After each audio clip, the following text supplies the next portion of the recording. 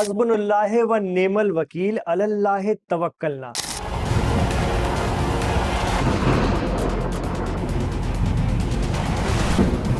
चांद से जुड़ी जो खबरें हैं जी, सोशल मीडिया पर, वो खबरें ज्यादा क्यों चल रही है?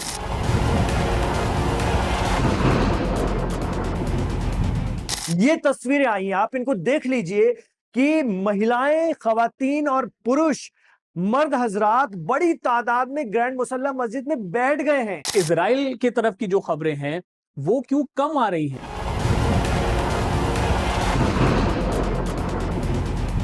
नमाज जुमा के बाद जो अपनी ताकत दिखाई है, वो ये बताने के लिए काफी है कि कितनी बड़ी ताकत यमन से खड़ी हो रही है। नमस्कार, लाइव हिंदुस्तान पर मिडिल ईस्ट महाजंग की कवरेज लगातार जारी है। दोनों पक्षों की जो भी बड़ी खबरें हैं, जो बड़े डेवलपमेंट्स हैं, वो लगातार आप तक हम पहुंचा रहे हैं। इस वीडियो में खास तौर पर हम बात करेंगे क्योंकि खामनेई साहब की शहादत के बाद आज चूंकि पहला जुमा है इमरान, तो आज के दिन की अहमियत, 7वें दिन की अहमियत ज्यादा बढ़ जाती है। उस पर बात करेंगे और साथ ही इस वीडियो में हम इस बात का भी जिक्र करेंगे कि ईरान से जुड़ी जो खबरें हैं जी, सोशल मीडिया पर, वो खबरें ज्यादा क्यों चल रही है, उनका कंजम्पशन ज्यादा क्यों हो रहा है, उसके पीछे का क्या गुणा गणित है, और इजराइल की तरफ की जो खबरें हैं वो क्यों कम आ रही हैं, वहां पे जो तबाही बच रही है वो आपको कम क्यों दिखाई जा रही है या रोकी जा रही है, इस पर भी विस्तार से बात करेंगे। लेकिन सबसे पहले बात करेंगे ईरानियों के जज्बे की, जो कि जुमे के दिन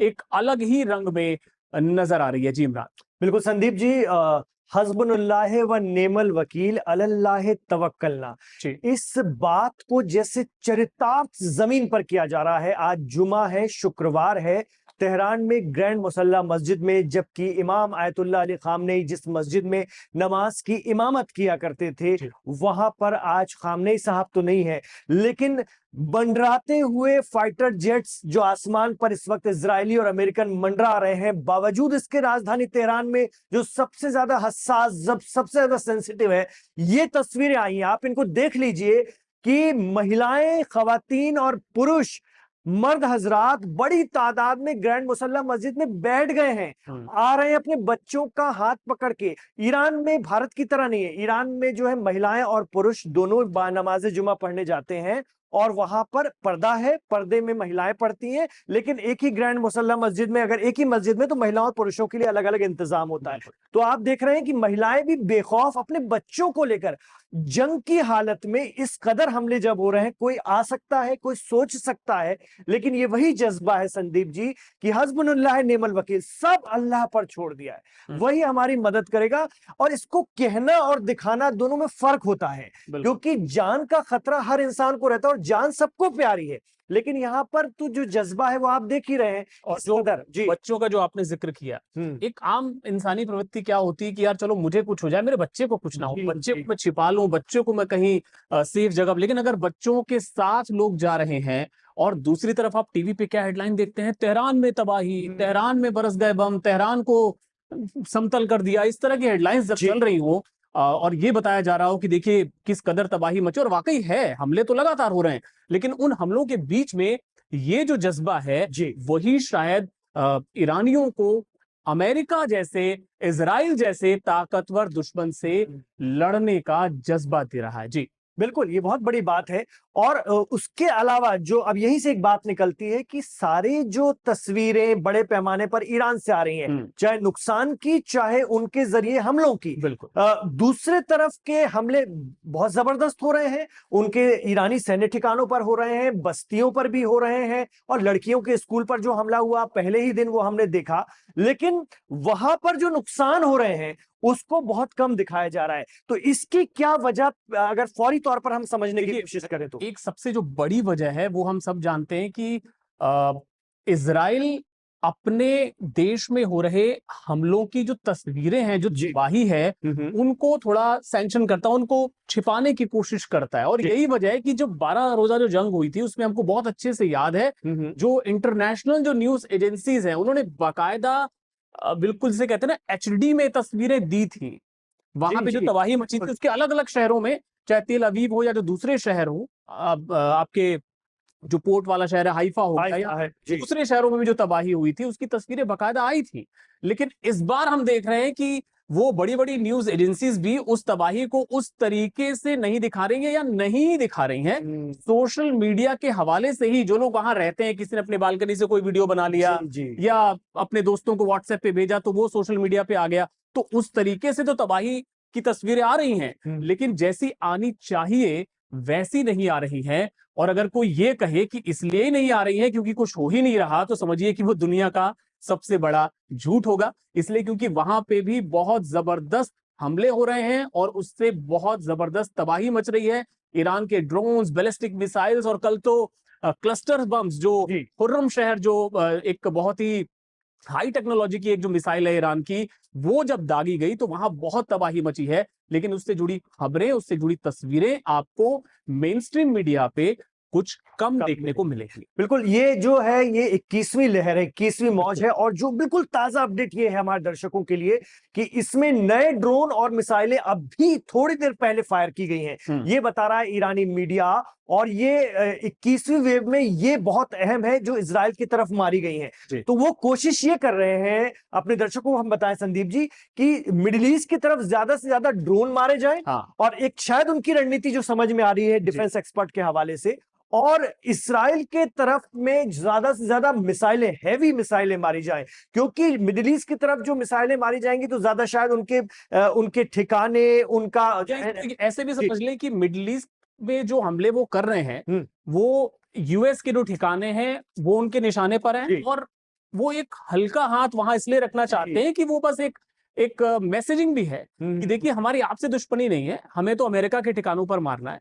लेकिन यहां जो वार हो रहा है यानी इजराइल पर, वो तगड़ा वाला हो रहा है। और वहां पर जो ईरान की मिसाइलों की टेक्नोलॉजी, हालांकि ईरान तो अभी भी ये भी कहता है कि अभी हम पुराना स्टॉक क्लियर कर रहे हैं जी, अभी तो असली माल आना बाकी है। वहां के जो तमाम नेता, वहां के जो तमाम जो सैन्य अधिकारी हैं वो यही दावा कर रहे हैं। बिल्कुल, और ये कहा जा रहा है कि जब ये तस्वीरें आएंगी, जब कभी भी इस्राइल की तस्वीरें आएंगी, वो भयंकरतम होंगी, बिल्कुल भयंकरतम होंगी। क्योंकि 12 दिनों की जंग में जो तस्वीरें आई थी, जो उन्होंने खुद जारी की थी, उस हाल को देखने के बाद आप समझ सकते हैं ये तो फुल फ्लैश वॉर शुरू हो गई एक तरह से इस्राइल के खिलाफ, अमेरिका के खिलाफ। तो भारी भारी जो है वहां से मिसाइलें दागी जा रही हैं। इधर यूएई में भी एक नुकसान हुआ है बहुत बड़ा, और उसके बारे में भी हमारे दर्शकों को हम अपडेट देना चाहेंगे।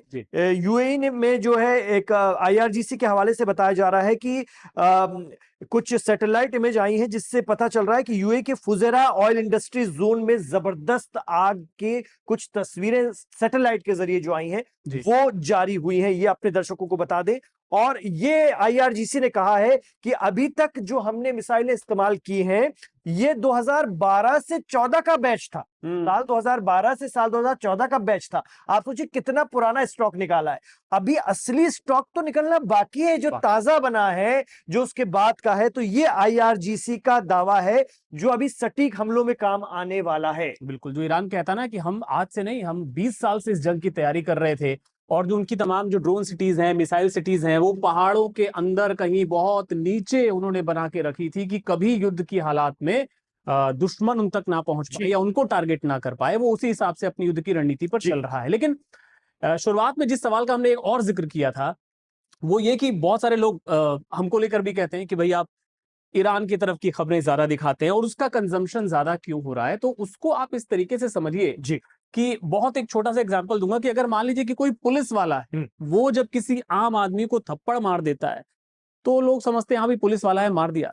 लेकिन आम आदमी जब पलट के थप्पड़ मार देता है ना, खबर तब बनती है, हमने वो लगता है कि पलट के मार दिया। तो ये जो ईरान पलट कर मार रहा है ना, छोटा देश, 9 करोड़ का देश, और उसकी सैन्य ताकत के सामने खड़े हैं दो बहुत ही बड़ी शक्तियां, अमेरिका दुनिया का सुपर पावर, इजराइल जो अपनी टेक्नोलॉजी के लिए जाना जाता है, ये दोनों मिलकर ईरान पर हमले कर रहे हैं।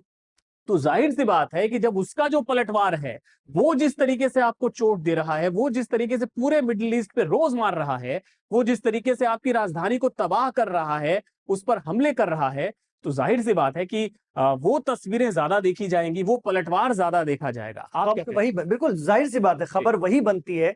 और ईरान की ये तैयारियां बहुत पुरानी तैयारियां हैं, बरसों की तैयारियां हैं जो आज सामने आ रही है। तो खबर तो वही बनेगी कि कमजोर ने ताकतवर को मारा। भाई जाहिर सी बात है, दो बड़ी ताकतें हैं उसके सामने और पीछे से दुनिया है। और ईरान के पीछे भी जो होंगे वो सीधे तो नहीं लड़ रहे हैं, जो भी बैकअप दे रहे हैं वो दे रहे हैं, लेकिन ईरान का हर वार जो है काउंट किया जाएगा और हर वार देखा जाएगा, दिखाया जाएगा, उस पर चर्चा होगी, इसमें कोई दो राय नहीं। इसलिए आपको लगता होगा कि ईरान की बात ज्यादा हो रही है। बाकी जो नुकसान आगे हुआ है दूसरी तरफ का, वो तो अभी आगे आने वाले दिनों में जो तस्वीरें आएंगी ऑफिशियली, अगर वो जारी कर पाए तो, या छिपाना पे अगर वो आमादा हो गए, छिपाना है तो फिर वो छिपा लेंगे। बिल्कुल नहीं दिखाएंगे नुकसान अपना, इजराइल नहीं दिखाएगा, अमेरिका नहीं दिखाएगा। यहाँ पर ये बात हम जोड़ते चलें कि जब आपको ईरान जो हमले कर रहा है, जब हम उससे जुड़ी चीजें आपको बताते हैं, तो हम इस फैक्ट को इग्नोर नहीं करते या ये नहीं आपसे छिपाते कि इजराइल और अमेरिका भी ईरान पर बहुत बेतहाशा हमले कर रहे हैं। खासतौर पे जो राजधानी तेहरान में बहुत सारे हमले हो रहे हैं,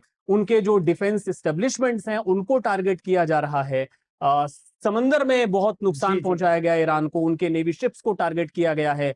एक जहाज को तो टॉर्पीडो के जरिए उसको डुबो दिया गया जो भारत में एक्सरसाइज करके लौट रहा था। तो ईरान को भी खासा नुकसान हो रहा है, इस पर कोई दो राय नहीं। लेकिन एक बात है कि मिसाइल सिटी और जो मिसाइल जहां रखी है और जहां जखीरा है, उसको आज तक, अब तक यानी 7 दिन हो गए, नहीं ढूंढ पाए हैं। पहाड़ों में, गारों में, खंदकों में कहां है वो, कितनी नीचे बनी है, वो अभी तक नहीं ढूंढ पाए हैं। बिल्कुल, तो वही कहा जाता है ना कि वो उसको, ईरान को पता था कि एक दिन ऐसा आएगा। इस जंग के लिए उसको पता था कि ये जंग होगी एक ना एक दिन, और उसके लिए जो उसकी तैयारी थी वो आज उसको काम आ रही है।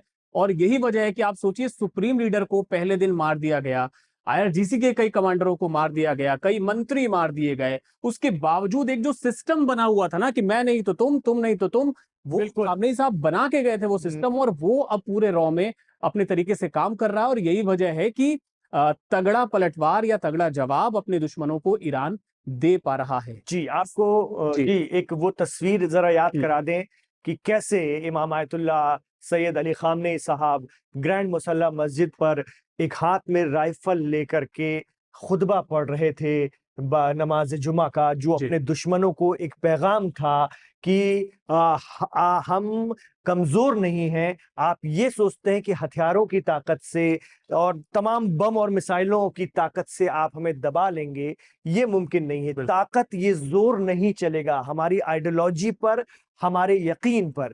तो आज खामनेई साहब नहीं है, लेकिन वही रश, वही भीड़, वही जज्बा उस मस्जिद में नजर आ रहा है। ये आप तस्वीरों में देख रहे हैं। साथ में आपको लिए चलते हैं यमन, जहां पर अंसारुल्लाह ने भारी हुजूम के साथ में नमाज जुमा के बाद जो है, जो अपनी ताकत दिखाई है, वो ये बताने के लिए काफी है कि कितनी बड़ी ताकत यमन से खड़ी हो रही है, हो चुकी है। और बार बार वो एहसास दिला रहे हैं कि आप घुसने की कोशिश तो एक बार कीजिए ईरान के अंदर, फिर आपको पता चलेगा। जमीन पर अगर आपको उतरना है तो अंसारुल्लाह क्या हाल करेगा मिडिल ईस्ट का, खासतौर से सऊदी का और उसके आसपास के देशों का। ये भी एक कहीं ना कहीं एक संदेश है, एक पैगाम है। बिल्कुल, तो ये कवरेज लगातार जारी रहेगी। हमें बहुत खुशी है ये बताते हुए कि हमारी कवरेज को बहुत लोग देख रहे हैं, उससे जुड़ रहे हैं, उसमें आके कमेंट करते हैं।